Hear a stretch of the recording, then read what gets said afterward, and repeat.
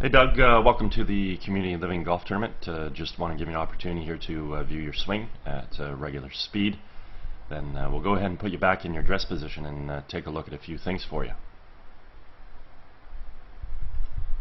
So while we got you back here in your setup, posture looks good. We can see that your spine is straight, not a slight tilt. Legs come down into a nicely unlocked position. Arms hang down off your tilted spine. Club works out to the ball. So achieving a very nice posture here, also in association with good balance. Next thing we can observe is your alignment.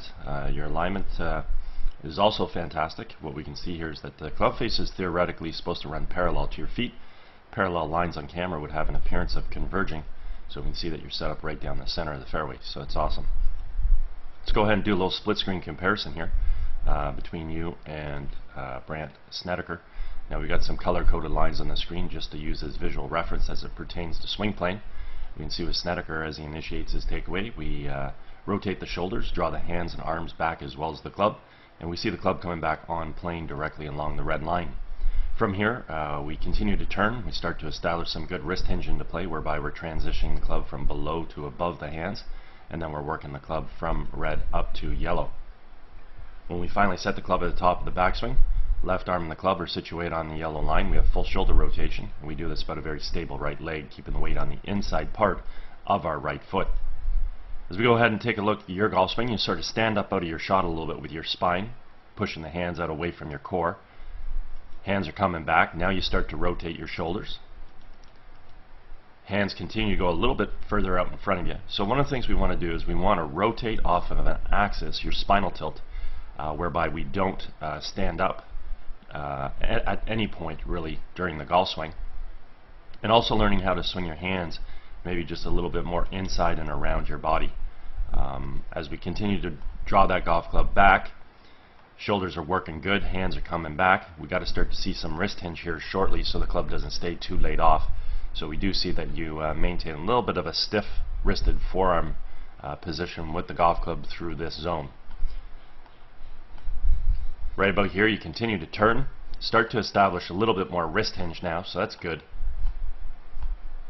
And because we haven't created wrist hinge, your arms are very likely going to break down up top here. They're going to compress because we're still trying to get the golf club back to what we think is parallel. So we can see the compression in the arms. When we finally get to the top of the backswing, you have turned well. You're on a stable right side. It's just unfortunate that your arms have broken down due to the fact that we have very limited wrist hinge in the golf swing. As we create our transition back into the ball, simply want to move our weight from our right foot to our left, fire our knees and our hips to the target, unwind our core, and fire our hands. And in doing so, we want to make sure we're bringing the golf club from yellow back down on top of red. And that's exactly what we see here with Brandt Snedeker. The golf club has returned back to being on plane. The other thing we want to point out is the relationship between the lead forearm and the golf club. I refer to this as the backwards check mark. Simply means that the club head right now is remaining above and behind his hands, coming into the hitting zone. Therefore, he's retaining angle, and this is what's going to allow us to create a lot of power in our golf shot, let alone being able to hit the ball straight due to the fact that the club has returned back to plane. As we go ahead and take a look at your downswing here, sorry, let me switch the camera angles there. There we go. We can see that you throw your hands over the top, meaning you push your hands out in front of you, and that's going to have a major influence on the club head. So if we continue to track the club coming into the ball, right here you can see you're still fighting to keep the club above and behind your hands, so that's great, but we're really not going to win the battle here. That club just stays out in front the whole time. So if we were to connect the dots,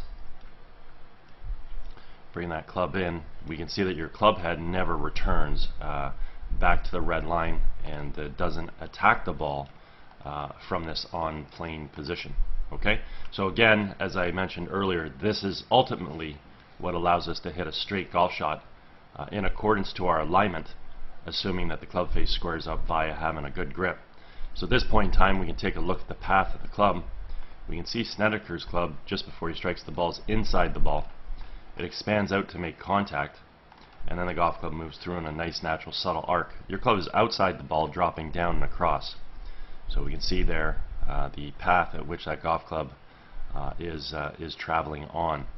So very simply put, if we square the club face up to that path, obviously what would happen is we would hit the ball over in this direction to the left. If we over-release the club to this path, we'd hit the ball solid, but then we're going to put a bit of a pull draw or pull hook on it because the club face has squared up or over-released. If we under-release that club, the ball won't start as far left, it would still start left likely. Then it would have left to right spin, and we would hit some form of a pull slice. If we time it properly, then we can just leave that club face ever so softly open, and we'll hit just a very subtle sort of pull fade that would stay on line. As we carry through, we do see your ball headed out sort of towards blue.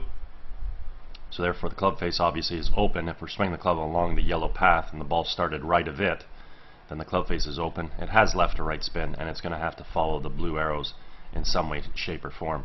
As you come through to a really nice finishing position. You got great footwork in your right foot, allowing your hips and shoulders to square around. So that looks great. Overall, there's some nice athletic motion in your hands. Your hands come back and they fire through really nicely. Your core's working. You're coiling back. You're uncoiling through. You've got a good finish because you have good footwork through the golf swing. So that's great. You have good alignment, good posture in your starting position.